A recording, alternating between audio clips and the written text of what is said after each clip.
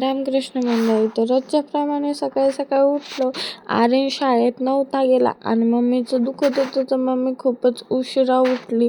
नंतर मग आर्य घेत होता बोक्याची मजा. नंतर आई बी खाली येऊन बसली होती. घरातले कामं आवरणे चालू होते. मग घरातले सर्व काम वगैरे झाले. दुपारून मस्तपैकी आंघोळ केली. मम्मीला आंघोळ कर म्हणलं तर मम्मीचं दुखत होतं तर मम्मीनं आंघोळ वगैरे केलेली नाही.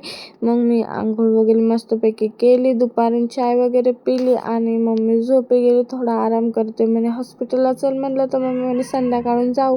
मग काय आर्यन मी बघत बसलो दुपारून TV.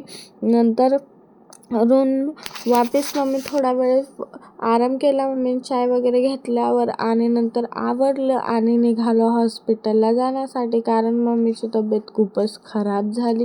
जास्तच झालं मम्मीला अचानकमध्ये. मग मी मम्मी निघालो हॉस्पिटलला गेल्यावर काय मम्मीला थोडंसं लो झालते एनर्जी मम्मीची. नंतर मग हॉस्पिटलहून आपण आलो घरी आल्यावर फ्रेश वगैरे झालो. मग स्वयंपाक वगैरे केला, मस्तपैकी जेवण केला आणि नंतर थोडा वेळ सिरियल बघितला. मम्मीने गोळ्या वगैरे घेतल्या आणि नंतर काय मग आपण झोपी गेलो. असा होता आजचा दिवस. Bye bye, good night.